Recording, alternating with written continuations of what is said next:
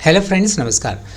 Friends, आशा करते हैं IBPS SO राजभाषा अधिकारी की परीक्षा ज़ोर शोर से कर रहे होंगे। फ्रेंड्स, जैसा कि हम लोग जानते हैं, इस परीक्षा में 3 चरण होते हैं। तीनों चरणों से आपको गुजरने होते हैं। पहला जो चरण होता है वह प्रिलिमिनरी एग्जामिनेशन होता है, जो कि क्वालिफाइंग इन नेचर होते हैं। इसमें आपने जो भी स्कोर किया है वह स्कोर आपके मेरिट लिस्ट में नहीं जुड़ता है। इसमें 3 तरह के विषय होते हैं: अंग्रेजी भाषा, रीजनिंग और जनरल अवेयरनेस। इसके बाद आप देखते हैं कि प्रोफेशनल नॉलेज पर आधारित परीक्षा होती है। इसमें हम लोग देखते हैं कि प्रोफेशनल नॉलेज पर आधारित जो प्रश्न होते हैं वे 2 तरीके से पूछे जाते हैं। पहला जो तरीका है पूछने का वो वस्तुनिष्ठ प्रश्न होते हैं और दूसरा विवरणात्मक परीक्षा होती है। और दोनों ही परीक्षा 1 घंटे की होती है। यदि हम लोग बात करते हैं वस्तुनिष्ठ परीक्षा की, तो इसमें हम लोग देख रहे हैं 45 प्रश्न पूछे जाते हैं, जिसमें राजभाषा अधिनियम पर आधारित प्रश्न रहते हैं, जिसमें हिंदी, एक वाक्य हिंदी अंग्रेज़ी अनुवाद पर आधारित प्रश्न होते हैं। उसमें पारिभाषिक शब्दों पर आधारित प्रश्न होते हैं, जिसमें कि हम लोग बैंकिंग क्षेत्र में प्रयुक्त होने वाले शब्द देखते हैं, नहीं तो फिर अर्थ जगत में शब्द प्रयुक्त होने वाले पर प्रश्न हम लोग आधारित पाते हैं।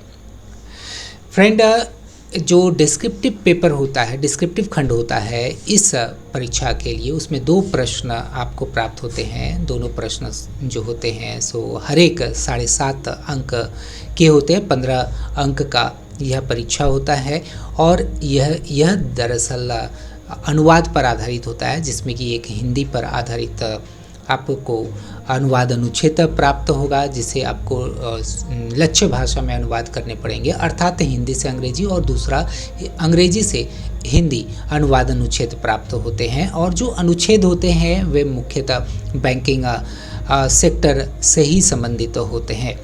तो ये हुआ एक ब्रीफ जानकारी इसके पेपर की। और इसमें यदि आप अच्छे अंक लाते हैं तब आपका चयन इंटरव्यू साक्षात्कार के लिए होता है।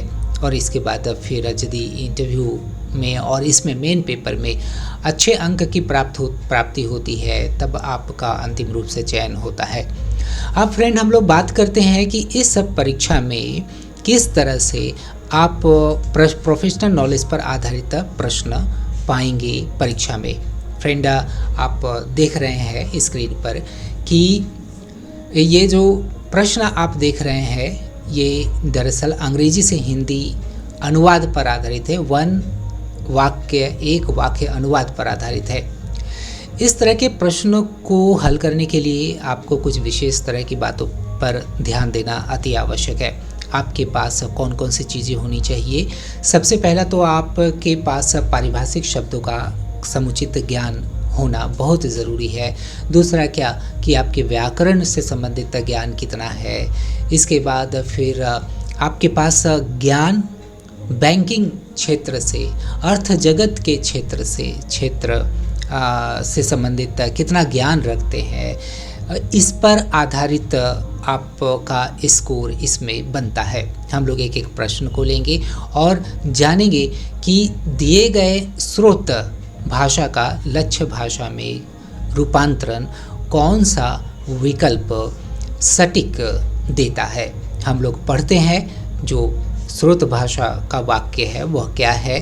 Private credit deployments are likely to surpass the $10 billion mark in 2024।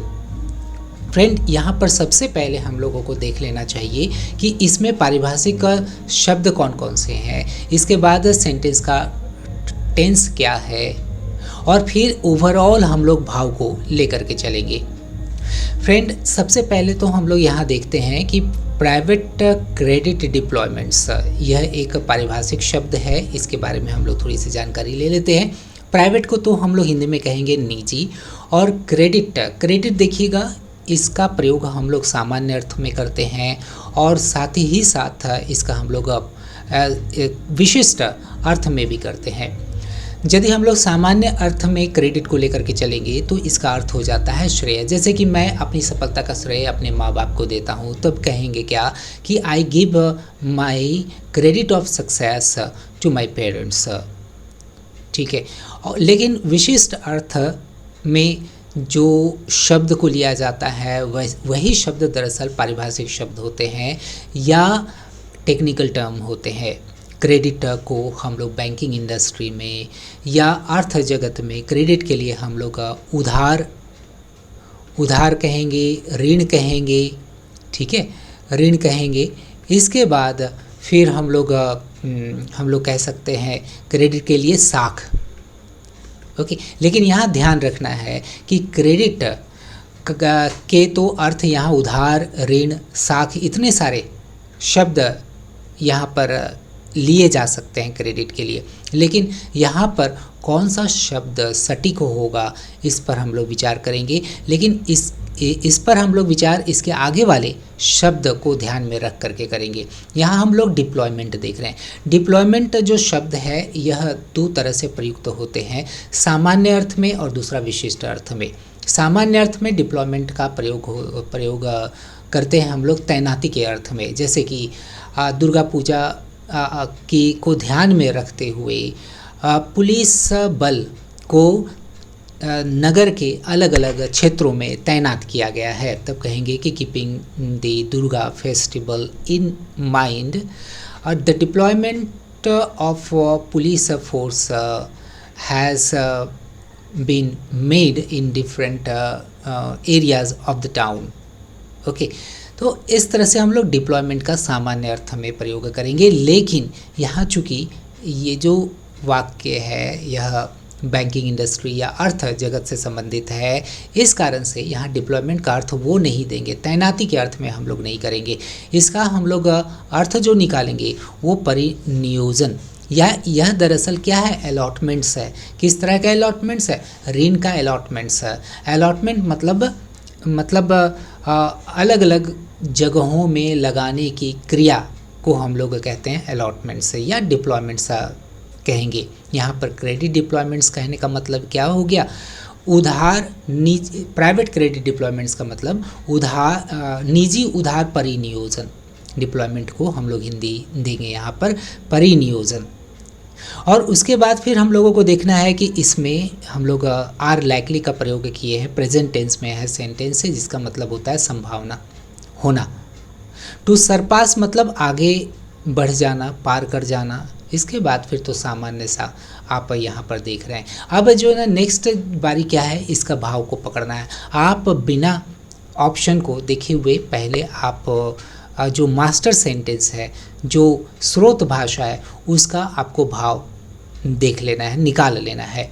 हम लोग इधर से चलेंगे 2024 में 10 बिलियन यूएस डॉलर के आंकड़े को पार करने की संभावना है। किसको आंकड़े को पार करने की संभावना है, निजी उधार परिनियोजन की, है ना। ये हम लोगों का भाव निकल करके आया। अब इतना सारा काम करने के बाद चलते हैं हम लोग विकल्पों को देखते हैं। जो विकल्प सटीक जवाब देगा वही हम लोगों का उत्तर होगा।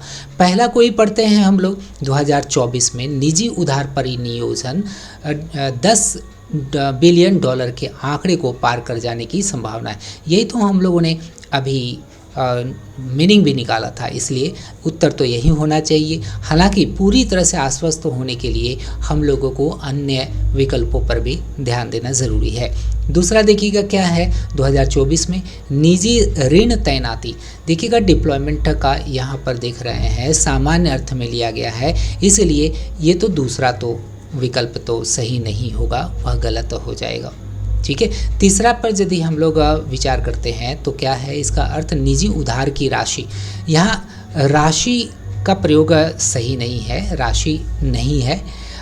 और इस तरह से हम लोग देखते हैं कि तीसरा भी यहाँ पर सटीक अनुवाद नहीं है। चौथा देखते हैं स्वयं का ऋण निवेश। स्वयं का ऋण निवेश, स्वयं का के लिए हम लोग पर्सनल शब्द से अभिहित करते हैं अंग्रेजी में। यहाँ पर प्राइवेट है जिसका अर्थ निजी अंग्रेजी में होना चाहिए। और दूसरा देख रहे हैं निवेश। निवेश का मतलब इन्वेस्टमेंट होता है अंग्रेजी में, लेकिन डिप्लॉयमेंट या एलोकेशन नहीं होता है, अलॉटमेंट्स नहीं होता है। ठीक है, इसलिए चौथा भी यहाँ पर सही विकल्प नहीं होगा। और यहाँ पर हम लोग तो पहले से ही देख लिए हैं कि पहला ही यहाँ पर सही विकल्प है, इसलिए ई को पर भी हम लोग विचार नहीं करेंगे। अब हम लोग आते हैं दूसरा प्रश्न पर। दूसरा प्रश्न को भी हम लोग उसी तरह से हल करेंगे। मेजर डील्स को हम लोग यहाँ पर सौदे के रूप में देखेंगे। मेजर डील्स मतलब बड़े सौदे, मेजर डील्स को तो हम लोग हिंदी में यही करेंगे। और सेंटेंस देखिएगा पास्ट टेंस में है, और किस तरह के वॉइस में है, यह पैसिव वॉइस में है, अक्रॉस रियल एस्टेट। और यहाँ पर देखिएगा कितनी तरह के यहाँ पर आर्थिक शब्दों को देख रहे हैं, विशिष्ट शब्दों को देख रहे हैं। रियल एस्टेट, रियल एस्टेट को हम लोग हिंदी में रियल एस्टेट कहते हैं, नहीं तो इसके लिए हिंदी का एक शब्द प्रयोग किया जाता है और वह है निर्माण क्षेत्र। ठीक है, निर्माण क्षेत्र। इंफ्रास्ट्रक्चर को हम लोग हिंदी में कहेंगे आधारभूत संरचना। हेल्थ केयर सेक्टर्स को हम लोग हिंदी में कहेंगे स्वास्थ्य सेवा का क्षेत्र। ओके, अब करते हैं इसका भाव निकालने का प्रयास। देखते हैं कि वर्ष 2024 के पहले छमाही में पहले छमाही है ना, पहले आधे, यहाँ पर छमाही नहीं कहेंगे, पहले आधे क्षेत्रों में बड़े सौदे को देखा गया था। कहाँ देखा गया था? समूचे निर्माण के क्षेत्र में। कहाँ देखा गया था? आधारभूत संरचना में देखा गया था। कहाँ देखा गया था? स्वास्थ्य सेवाओं के क्षेत्र में देखा गया था। अब ये तो हम लोगों ने मोटा मोटी भाव निकाल लिया। अब चलते हैं विकल्पों को देखते हैं। पहला विकल्प क्या है? साल 2024 के पहली तिमाही में, पहली तिमाही, यहाँ तो 6 माह, ये तो कह रहा है छमाही है ना, ये तो तिमाही कैसे हो जाएगा, है ना। इसलिए हम लोग फर्स्ट ऑप्शन को नहीं विचार करेंगे, उस पर विचार नहीं करेंगे। अब चलते हैं दूसरे विकल्प पर। दूसरा विकल्प क्या है? वर्ष 2024 की पहली छमाही में निर्माण, आधार संरचना, आधारभूत संरचना ऐसे होना चाहिए तो ज़्यादा अच्छा रहता। खैर आधारभूत संरचना दिया जा सकता था। चलिए, आधारभूत संरचना नहीं दिया गया है तो ऐसे तो भी तो नहीं होगा। स्वास्थ्य सेवाएं यहाँ पर सही है कि पहले आधे क्षेत्रों में प्रमुख सौदे देखे गए। ये वाला हो सकता था यदि यहाँ पर आधार संरचना नहीं आधारभूत संरचना यदि होता, तब हम लोग एकदम बी के बारे में सोच सकते थे, क्योंकि सभी चीज़ें यहाँ पर हम लोग देख रहे हैं। बी को यहाँ पर छांटेंगे। सी को देखते हैं। वर्ष 2024 की पहली छमाही के पहले आधे क्षेत्रों के रियल एस्टेट, इसका हिंदी अनुवाद नहीं किया गया। इंफ्रास्ट्रक्चर का भी हिंदी अनुवाद नहीं किया गया। और स्वास्थ्य देखभाल क्षेत्रों, जस्ट इसका शब्दानुवाद हम लोग यहाँ पर देख पा रहे हैं। इस कारण से सी पर भी हम लोग विचार नहीं कर सकते हैं। डी पर हम लोग विचार करते हैं। वर्ष 2024 की पहली छमाही में अधिनिर्माण और निर्माण में बहुत अंतर होता है। निर्माण को हम लोग अंग्रेजी में कहेंगे कंस्ट्रक्शन या बिल्डिंग। ठीक है, अधिनिर्माण को हम लोग कहेंगे, निर्माण के लिए कंस्ट्रक्शन हो गया। ठीक है, लेकिन अधिनिर्माण के लिए जो हम लोग शब्द का प्रयोग करेंगे वह होगा मैन्युफैक्चरिंग। ये सब शब्दों को आप लोगों को नोट कर लेना चाहिए ताकि आप परीक्षा में किसी भी तरह का भूल ना करें। और आगे देखें, स्वास्थ्य सेवा तो सही दिया हुआ कि पहले आधे क्षेत्रों में प्रमुख सौदे देखे गए। ओके, ये पास्ट टेंस में सही है। सी देखिएगा, यहाँ पर प्रेजेंट टेंस में रखा गया, इस कारण से भी आप सी को छांट सकते थे। यहाँ पर देख रहे हैं कि न तो ए है हुआ, न तो बी हुआ, न तो सी हुआ, न तो डी हुआ, तो बचा है ई। ई ही हम लोगों का यहाँ पर सही विकल्प होगा, इनमें से कोई नहीं। ठीक है, अब हम लोग तीसरे प्रश्न पर विचार करते हैं। तीसरा प्रश्न क्या है? Domestic funds are gaining traction and market share in the private credit space, leveraging local expertise and the influence of lower cost domestic money. यहाँ पर चलते हैं। सबसे पहले हम लोग ध्यान देते हैं शब्दावली पर।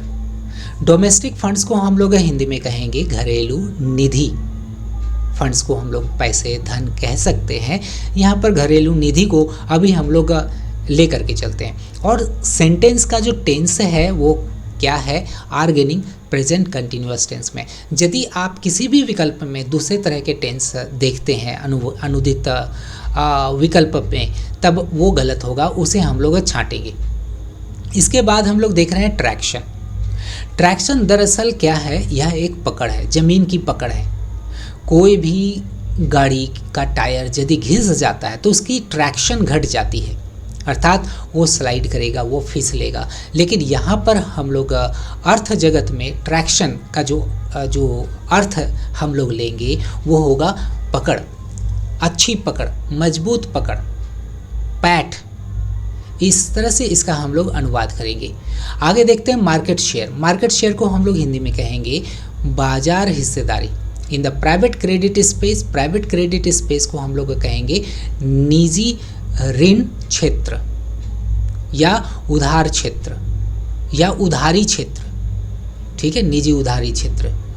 लीवरेजिंग को तो हम लोग कहते हैं फ़ायदा उठाना, ये यहाँ पर प्रेजेंट पार्टिसिपल का प्रयोग किया गया है। लोकल एक्सपर्टीज़, लोकल के लिए हम लोग हिंदी अनुवाद करेंगे स्थानीय। एक्सपर्टीज़ का दरअसल जो अर्थ होता है वह होता है विशेषज्ञता। एक्सपर्ट कहते हैं विशेषज्ञ को। ओके, एक्सपर्टीज़ यहाँ पर लोकल के साथ देख रहे हैं, इस कारण से हम लोग यहाँ एक्सपर्टीज़ को पर यदि ध्यान देंगे तो लोकल एक्सपर्टीज़ के लिए हम लोग दे सकते हैं स्थानीय एक्सपर्टीज़ के लिए कार्य क्षेत्र कहेंगे। जैसे कि अनुवाद मेरा कार्य क्षेत्र है ना, तब कहेंगे कि ट्रांसलेशन इज़ माय एक्सपर्टीज़। समझ में आया? तो यहाँ पर हम लोग लोकल एक्सपर्टीज़ के लिए प्रयोग करेंगे जो अनुवाद होगा स्थानीय कार्य क्षेत्र। And the influence of lower cost domestic money.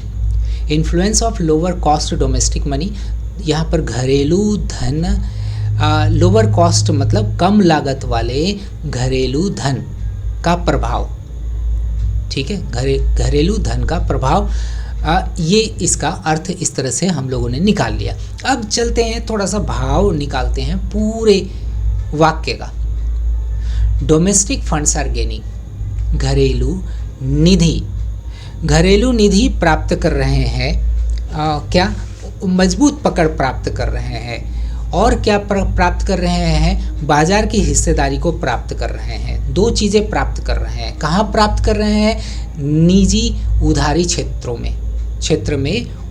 अब इधर से लेकर के चलेंगे, निजी उधारी के क्षेत्र में घरेलू निधि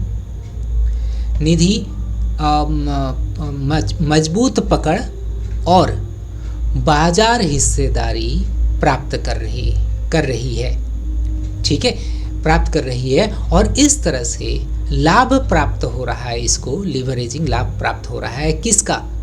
स्थानीय कार्य क्षेत्र का लाभ प्राप्त हो रहा है। और दूसरा क्या प्राप्त हो रहा है लाभ? किस तरह का लाभ? तो यहाँ पर कम लागत वाले घरेलू धन के प्रभाव को प्राप्त कर रही है। अब क्या करते हैं कि इसी भाव को ध्यान में रखते हुए अब हम लोग विकल्पों पर जाते हैं। पहला विकल्प क्या है? घरेलू निधि स्थानीय विशेषज्ञता। अभी हम लोगों ने बात किया एक्सपर्टीज़ का मतलब विशेषज्ञता होता तो है, लेकिन हम लोग यहाँ पर जो भाव निकाले हैं लोकल एक्सपर्टीज़ के लिए, जो अनुवाद हम लोग करेंगे वह होगा स्थानीय कार्य क्षेत्र। तो विशेषज्ञता यहाँ पर हम लोग नहीं लगाएंगे। और आगे भी फिर भी पढ़ लेते हैं। कम लागत वाले घरेलू धन के प्रभाव का लाभ उठाते हुए निजी ऋण क्षेत्र में आकर्षण। देखिएगा, आकर्षण भी यहाँ पर शब्द तो सही नहीं है, निजी क्षेत्र में पकड़ हम लोग लेकर के चलेंगे ना। यहाँ अट्रैक्शन थोड़ी ही है, तो यहाँ ट्रैक्शन है। इस कारण से हम लोग देख रहे हैं कि पहला विकल्प सही नहीं है। दूसरा विकल्प क्या है हम लोगों का? घरेलू धन निजी ऋण के क्षेत्र में या निजी उधारी क्षेत्र में मजबूत पकड़ और बाजार हिस्सेदारी बना रही है, जिससे स्थानीय कार्य क्षेत्र और कम लागत वाले घरेलू धन को लाभ प्राप्त हो रहा है। ये पूरी तरह से ये भाव के अनुरूप है, इसलिए यहाँ पर हम कहा जाए तो यही सही विकल्प होने वाला है। हालांकि हम लोग सी विकल्प पर भी और डी विकल्प पर भी ध्यान दे देते हैं।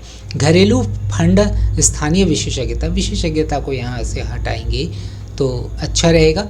और इसके बाद डी को देखते हैं। घरेलू धन निजी ऋण के क्षेत्र में मजबूत आकर्षण नहीं, पकड़ या पैठ हम लोग कह सकते हैं। और दूसरा क्या है, हम लोग देखते हैं कि टेंस में भी यहाँ पर बदलाव हो रहा है।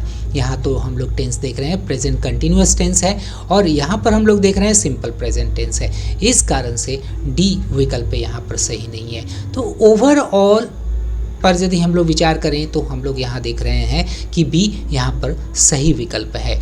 अब हम लोग आगे बढ़ते हैं चौथे हम लोग समस्या पर, चौथे प्रश्न पर हम लोग विचार करते हैं। चौथा प्रश्न क्या है, in the high yield segment. जितने भी आप पारिभाषिक शब्द प्राप्त कर रहे हैं, सारे पारिभाषिक शब्दों को नोट करते चले जाइएगा और उसका प्रयोग भी जानिएगा, और सारे शब्दों को लेकर के अलग से वाक्य में प्रयोग भी करिएगा। ठीक है, चौथा देखते हैं क्या है, in the high yield segment mergers and acquisition deals and bridge to IPO transactions have gained traction within private credit funding। चलते हैं, इसमें भी देख रहे हैं हम लोग, अवलोकन कर रहे हैं कि कितने सारे इसमें पारिभाषिक शब्दों का प्रयोग हुआ है। हाई यील्ड सेगमेंट का हम लोग हिंदी अनुवाद क्या करेंगे, देखिएगा। इतना ही प्रश्न में आपको कितने सारे प्रश्नों का डिस्कशन भी हो जा रहा है। जितने शब्द यहाँ पर हम लोग देख रहे हैं उतने आपके प्रश्न आपके बन रहे हैं। हाई यील्ड सेगमेंट का हिंदी अनुवाद क्या करेंगे, यहाँ पर उच्च लाभ देने वाले, उच्च फायदे देने वाले यहाँ पर अनुभाग कहेंगे। सेगमेंट को हम लोग हिंदी में अनुभाग कहेंगे, नहीं तो बड़े क्षेत्र का छोटा जो क्षेत्र होता है उसे हम लोग सेगमेंट कहते हैं। टुकड़ा यहाँ तो नहीं कहेंगे, सीधा सीधी हम लोग कहेंगे उच्च लाभ देने वाले या उच्च फायदा देने वाले अनुभाग। ओके, मर्जर्स को हम लोग विलय कहेंगे, एक्विजिशन को हम लोग कहेंगे क्या, अधिग्रहण, और डील्स हो गया क्या, सौदे। ठीक है, and bridge to IPO transactions, यहाँ पर यह नाम है ब्रिज टू IPO क्या हो गया, इनिशियल पब्लिक ऑफरिंग्स। जब कोई भी कंपनी पहली बार शेयर खरीद फरोख्त के लिए, ट्रेडिंग के लिए इशू करती है, तो उस तरह के जो शेयर्स होते हैं उसे हम लोग कहते हैं IPOs, है ना। ये ब्रिज टू IPO को हम लोग ब्रिज टू IPO ही अंग्रेजी में लिखेंगे, और ट्रांजैक्शंस के लिए तो हम लोग लेन देन शब्द का प्रयोग करेंगे। ट्रैक्शन फिर हो गया यहाँ पर पकड़, with in private credit funding, निजी उधार यहाँ पर हम लोग वित्त पोषण करने की क्रिया, वित्त पोषण हम लोग फंडिंग को कहते हैं क्या, वित्त पोषण। इस तरह से हम लोगों ने इतने सारे शब्दों का हिंदी अनुवाद किया। अब थोड़ा सा भाव भी निकाल लेते हैं। क्या कह रहा है, उच्च लाभ देने वाले अनुभाग में विलय और अधिग्रहण सौदे। ओके, विलय और अधिग्रहण सौदे, और ब्रिज टू IPO लेन देन, निजी, यहाँ पर निजी ऋण वित्त पोषण में पकड़ या पैठ हासिल किया है या प्राप्त किया है। ये हम लोगों ने भाव निकाला। अब देखते हैं कि कौन विकल्प सबसे सटीक अनुदित रूप है। हाई यील्ड सेगमेंट में देखिएगा, यहाँ हाई यील्ड का जब हिंदी अनुवाद होता है, यह बहुत बड़ा कोई पारिभाषिक शब्द है नहीं, इस कारण से यहाँ पर हाई यील्ड तो नहीं होना चाहिए, इसका हिंदी रूप होना चाहिए। बाकी यहाँ पर देख रहे हैं सेगमेंट के लिए भी यहाँ सेगमेंट कर दिया गया। विलय ठीक है, अधिग्रहण सौदे ठीक है, और ब्रिज टू IPO लेन देन चलिए ठीक है। निजी क्रेडिट फंडिंग का फिर देखिए यहाँ पर हिंदी नहीं किया गया, और कर्षण यहाँ पर ये भी यहाँ पर कहा जाए तो उचित शब्द नहीं है। हम लोग फर्स्ट पर कोई ध्यान नहीं देंगे। दूसरा विकल्प क्या है, उच्च लाभ देने वाले अनुभाग में, एकदम सही है। विलय और अधिग्रहण सौदे और ब्रिज टू आईपीओ लेन देन निजी ऋण वित्त पोषित करने में तेजी से पैठ बना रहा है। एकदम सही है। ये तो हम लोग कुछ देर पहले जो इसका भाव निकाले हुए थे वह बी के अनुरूप है। हालांकि हम लोग सी पर और डी पर भी विचार कर लेते हैं। लाभकारी सेगमेंट में थोड़ा लाभकारी, लाभ देने वाले, या चलिए लाभकारी हो सकता है, लेकिन सेगमेंट के लिए हम लोग यदि अनुभाग का प्रयोग करते हैं या क्षेत्र का प्रयोग करते हैं तो कुछ हद तक हम लोग यहाँ पर इसे सही मान सकते थे। लाभकारी सेगमेंट में विलय और अधिग्रहण सौदों और ब्रिज टू आईपीओ सौदे ने निजी क्रेडिट फंडिंग के भीतर तेजी से अपनी पकड़ बना रहा है। यहाँ पर हम लोग देख रहे हैं कि ये क्रेडिट फंडिंग को मान लिया जाए कि इसका अनुवाद नहीं करते हैं, तो इससे जो सबसे बड़ा जो यहाँ पर हम लोग गलती देख रहे हैं कि सेंटेंस यहाँ पर पकड़ बना रहा है, यह प्रेजेंट कंटिन्यूअस टेंस में है, जबकि यहाँ पर हम लोग देख रहे हैं प्रेजेंट परफेक्ट टेंस में हैव गेन्ड है, पकड़ बनाया है होता, तब हम लोग बहुत हद तक सी के बारे में सोच सकते थे, इसलिए हम लोग सी को यहाँ से हटाएंगे। चौथा देखते हैं, उच्च लाभुक अनुभाग में, यहाँ पर तो लाभुक कहा जाए तो लाभुक तो लाभ प्राप्त करने वाला हो गया, ये तो सही भाव दे ही नहीं रहा है। अब हम लोग पांचवा पर विचार करते हैं। देखिए पांचवा क्या कह रहा है, to promote ease of doing business markets regulator SEBI allowed securities funded through cash collateral to be considered as maintenance margin for margin trading facility. इसमें भी बहुत सारे यहाँ पर हम लोग देख रहे हैं आर्थिक शब्दों का प्रयोग किया गया है, विशिष्ट शब्दों का प्रयोग किया गया है। यहाँ टू प्रोमोट को कहेंगे क्या, बढ़ावा देना है ना, किसको बढ़ावा देना, ईज ऑफ डूइंग बिजनेस को। ईज ऑफ डूइंग बिजनेस का हम लोग अनुवाद क्या करेंगे, हम लोग करेंगे ईज ऑफ डूइंग बिजनेस का हम लोग कारोबार, बिजनेस के लिए हम लोग कारोबार शब्द का प्रयोग करेंगे, नहीं तो व्यापार शब्द का प्रयोग करेंगे। व्यापार की सुगमता को प्रोत्साहित करने के लिए, ऐसा हम लोग यहाँ पर भाव निकालेंगे, है ना। या हम लोग कहें कारोबार करने में सुगमता को बढ़ावा देने के लिए, ये कह सकते हैं। आगे देखते हैं, मार्केट्स रेगुलेटर, यहाँ पर कहेंगे बाजार नियामक, रेगुलेटर को हम लोग हिंदी में क्या कहेंगे, नियामक।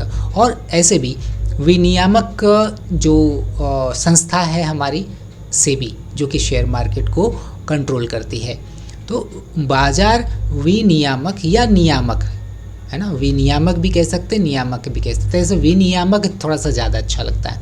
खैर, बाजार विनियामक सेबी ने अनुमति दिया, सिंपल पास्ट टेंस में ध्यान दीजिएगा, टेंस पर ध्यान देना बहुत ज़रूरी।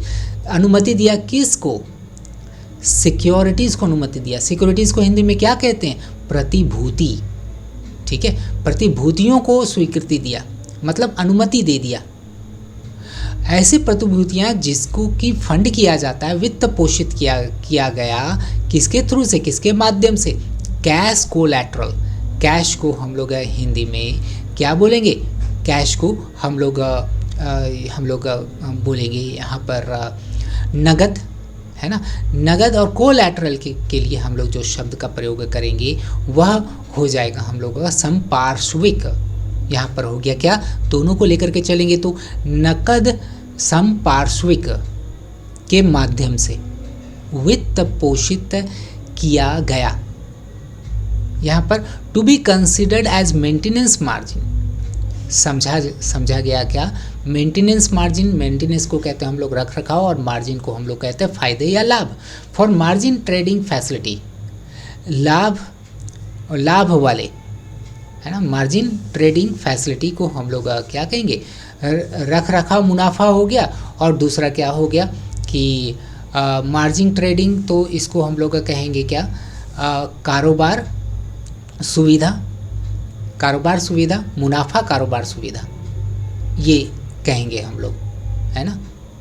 खैर, जितने तरह से हम लोगों ने इसका विश्लेषण किया है उसी का ही आधार मान करके यदि हम लोग विकल्पों को देखेंगे तब हम लोग आसानी से सही विकल्प तक पहुंच सकते हैं। बाय द वे, ऑप्शन क्या है हमारा, कारोबार करने में सुगमता को बढ़ावा देने के लिए। चलिए ठीक है, सुगमता को बढ़ावा देने के लिए, बढ़ावा, प्रमोट मतलब बढ़ावा देना। बाजार नियामक विनियामक रहता तो ज़्यादा अच्छा रहता। चलिए नियामक दिया हुआ है, इट्स ओके, दिया जा सकता है, ले लिए हम लोग इसको। बाजार नियामक सेबी ने नकद संपार्श्विक के माध्यम से वित्त पोषित प्रतिभूतियों को मुनाफा कारोबार सुविधा के लिए रख रखाव मुनाफा के रूप में मानने की अनुमति दी। पास्ट टेंस में सब चीज़ से यह कहा जाए तो सटीक है, इसको हम लोग रिजर्व में रखते हैं। दूसरा पर ध्यान देते हैं, कारोबार सुगमता को बढ़ावा देने के लिए बाजार नियामक सेबी ने नकद संपार्श्विक के जरिए वित्त पोषित यहाँ पर प्रतिभूतियों को मार्जिन कारोबार, मार्जिन का यहाँ पर हिंदी होना चाहिए था, है ना, कारोबार सुविधा के लिए रख रखाव मार्जिन, फिर यहाँ पर मार्जिन का नहीं लिखा गया है, के रूप में विचार करने की अनुमति दी है। ये तो प्रेजेंट परफेक्ट टेंस में, जबकि हम लोग यहाँ पर मास्टर सेंटेंस में देख रहे हैं कि यह पास्ट टेंस में, प्योर पास्ट टेंस में, सेबी अलाउड V2 फॉर्म में है ना, तो टेंस को ध्यान में रखते हुए हम लोग बी को यहाँ पर साइड लाइन करेंगे। तीसरा देखते हैं, कारोबार को बढ़ावा देने के लिए, सिर्फ कारोबार को बढ़ावा देने के लिए, कारोबार में सहजता को बढ़ावा देने के लिए अगर रहता तब हम लोग सी के बारे में सोच सकते थे। डी देखिए, कारोबार में सुगमता आए इसके लिए सेबी ने नगद कोलैटरल के माध्यम से, कोलैटरल का यदि यहाँ पर हम लोग संपार्श्व, यहाँ पर यदि हम लोग संपार्श्विक का प्रयोग किए हुए रहते तब यहाँ पर इसके बारे में सोच सकते थे। नकद कोलैटरल के माध्यम से फंडेड प्रतिभूतियों पर रख रखाव लाभ और विचार करने की छूट दी गई है। बाकी देखिएगा, रख रखाव लाभ, फंडेड प्रतिभूतियों, है ना, तो कुछ यहाँ पर हम लोग देख रहे हैं कि हिंदी अर्थ रहने के बावजूद भी हिंदी अर्थ नहीं दिया गया। हर तरह से हम लोग देख रहे हैं कि ए यहाँ पर सटीक अनुदित रूप है, इसलिए पांचवा का जो सही यहाँ पर उत्तर होगा वह ए होगा। अब फ्रेंड चलते हैं, कुछ हम लोग पारिभाषिक शब्दों को लेकर के चलते हैं। छठा का आप जैसा स्क्रीन पर देख पा रहे हैं वो क्या है, ऑटोमेटेड टेलर मशीन का हिंदी अनुवाद क्या होगा। पहला यहाँ पर विकल्प दे रहे हैं, स्वचालित टेलर मशीन, स्वचालित गणना यंत्र, स्वचालित गणक यंत्र। सीधा सीधी जो पारिभाषिक शब्द पहले से ही परिभाषित रहते हैं, डिफाइंड रहते हैं, उसी पर ही हम लोग विचार कर सकते हैं। और ऑटोमेटेड टेलर मशीन के लिए हम लोग स्वचालित गणक यंत्र हिंदी में कहते हैं। ठीक है, तो छठा का यहाँ पर उत्तर सी हो जाएगा। हम लोग सातवां पर विचार करते हैं। सातवां क्या है, क्रेडिट का हिंदी अनुवाद क्या है। पर ऊपर में हम लोगों ने क्रेडिट को लेकर के कई तरह के अर्थों के बारे में हम लोगों ने बात किया था। क्रेडिट के लिए हम लोग ऋण शब्द का प्रयोग कर सकते हैं। क्रेडिट को हम लोग साख भी कह सकते हैं। क्रेडिट क्रिएशन का हिंदी क्या हो जाएगा, क्रेडिट क्रिएशन। जैसे बैंक्स क्या करते हैं, क्रेडिट क्रिएशन का कार्य करते हैं, और क्रेडिट क्रिएशन के कारण से ही बैंकों को लाभ की प्राप्ति होती है। बैंक अपने व्यापार में फ़ायदा कमाता है। क्रेडिट क्रिएशन कहते हैं, यहाँ पर हिंदी में कहेंगे साख निर्माण। ओके, साख निर्माण। बैंक साख निर्माण कैसे करती है, बैंक क्या करती है कि जनता से पैसे इकट्ठा करती है और उस इकट्ठित पैसे का एक भाग, एक अंश वह लाभ प्राप्त करने के क्षेत्रों में लगाती है। किसी को लोन देने में लगाती है, शेयर मार्केट में लगाती है, म्यूचुअल फंड में लगाती है, और इस तरह से वहाँ से फायदे कमाती है। ओके, तो उधार निर्माण के बदले में हम लोग जो मान्यता प्राप्त अनुदित रूप हम लोग देखते हैं, पढ़ते हैं, वह होता है क्रेडिट क्रिएशन का साख निर्माण। तो ऋण, क्रेडिट के लिए तो हम लोगों ने ऊपर में देखा था, क्रेडिट के लिए उधार का प्रयोग कर सकते हैं, ऋण का प्रयोग कर सकते हैं, साख का प्रयोग कर सकते हैं, उधारी का प्रयोग कर ही सकते हैं। तो ये तीनों ही हमारे हो सकते हैं, इसलिए जो सही उत्तर होगा सातवां का वह डी होगा। ठीक है। 8वां भी देख लेते हैं, लोन डिसबर्समेंट।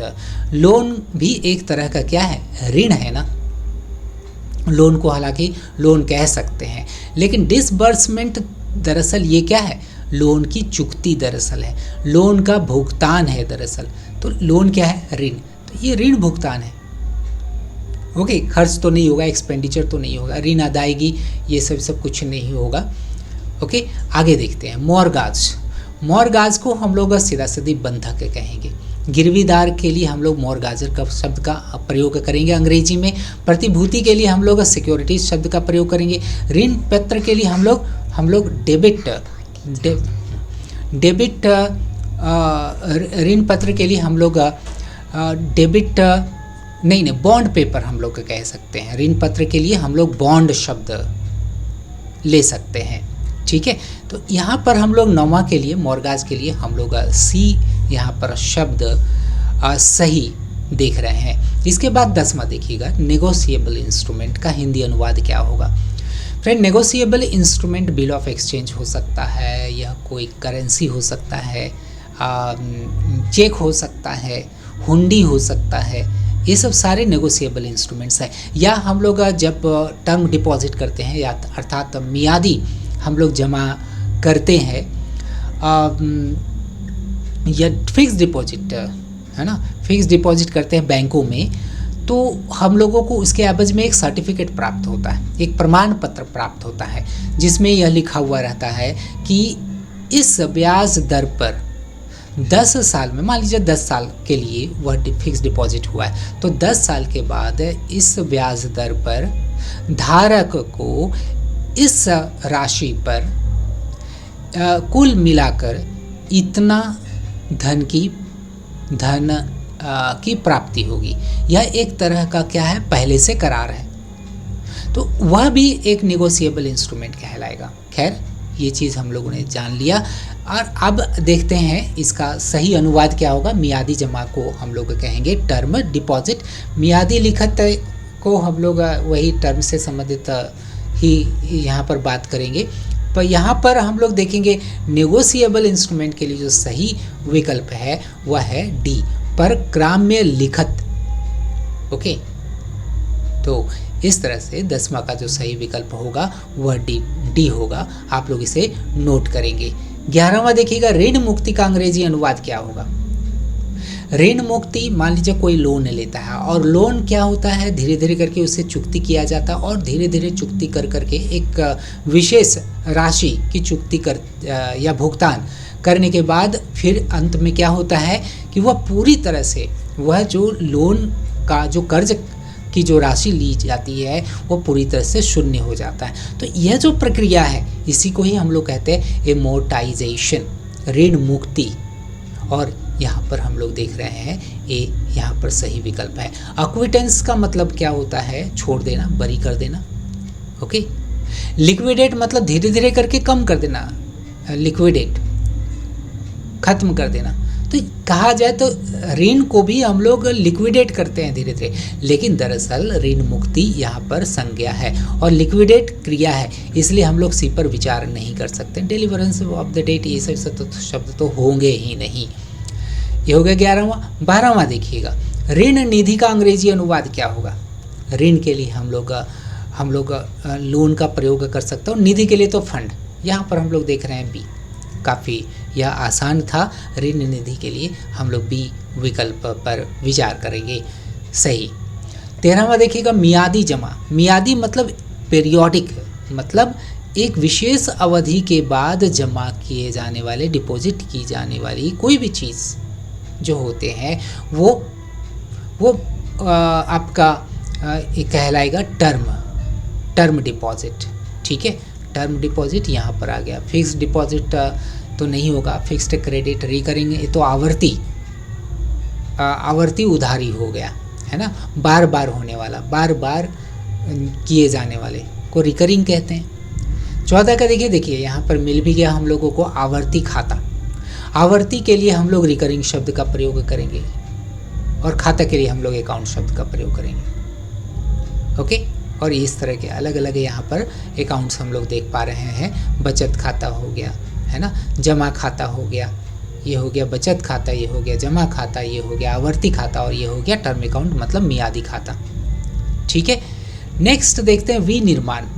देखिएगा हम लोग शुरू में ही इस बात से अवगत हुए थे कि निर्माण के लिए हम लोग कंस्ट्रक्शन शब्द का प्रयोग करते हैं, बिल्डिंग शब्द का प्रयोग करते हैं, लेकिन विनिर्माण की जहाँ तक बात है तो उसके लिए हम लोग मैन्युफैक्चरिंग शब्द का प्रयोग करेंगे। और रियल एस्टेट अगर इन दोनों शब्दों को लेकर के अनुवाद करते हैं तब इसका अर्थ हो जाता है निर्माण का क्षेत्र, निर्माण क्षेत्र। समझ में आया? तो ये 15 यहाँ पर शब्द देख रहे हैं। इसके बाद फिर चलते हैं हम लोग कुछ लैंग्वेज एक्ट अर्थात राजभाषा अधिनियम से संबंधित कुछ विशेष तरह के प्रश्नों पर भी विचार कर लेते हैं।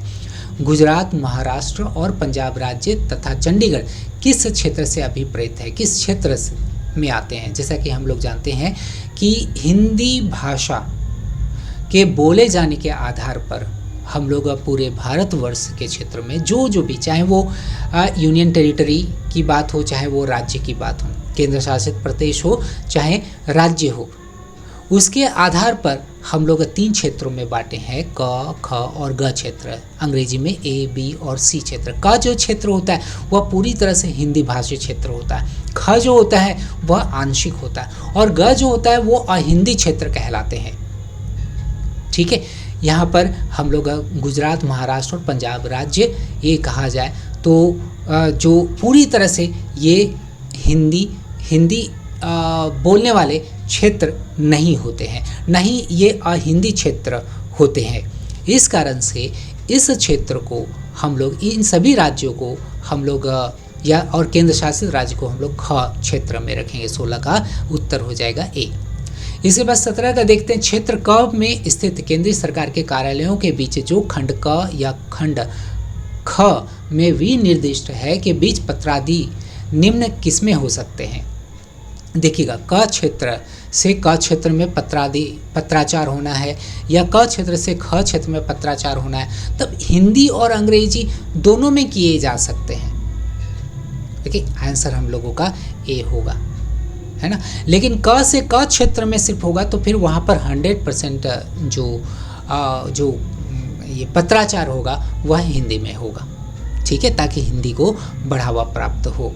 हम लोग जैसा जानते हैं कि अनुच्छेद हम लोग 351वां जो है वह हिंदी को बढ़ावा देने के लिए वह पूरी तरह से कमिटेड है। ओके, 18वां देखते हैं। हिंदी का कार्यसाधक ज्ञान का क्या आशय है?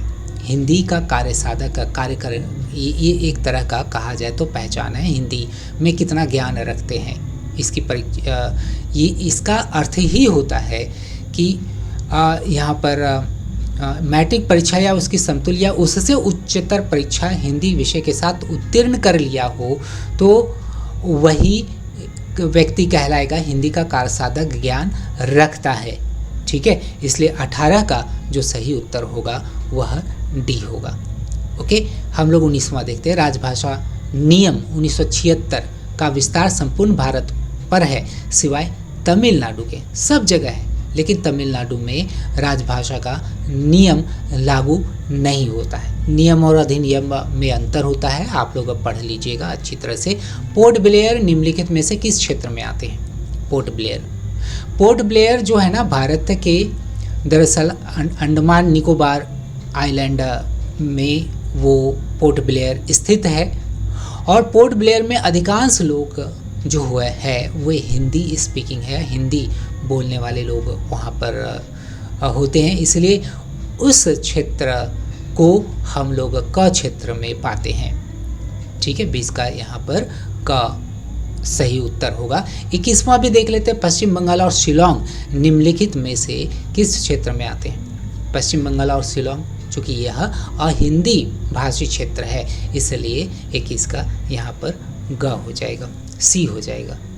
ठीक है, तो इस तरह से फ्रेंड हम लोगों ने 21 प्रश्नों का काफ़ी विस्तार से विश्लेषण किया। आशा करते हैं कि आप काफ़ी कुछ सीखे होंगे। फ्रेंड, IBPS SO राजभाषा अधिकारी के लिए कोर्स उपलब्ध है जहां पर आपको काफ़ी विस्तार से इस तरह के materials, study notes plus live classes प्राप्त होते हैं। आप हमारे एप्लीकेशन को इंस्टॉल करें और हमारे कोर्स के साथ जुड़ सकते हैं और अपने भविष्य को सुनिश्चित कर सकते हैं। मिलते हैं हम लोग अगले वीडियो सेशन में। Wish you all the best. Thank you.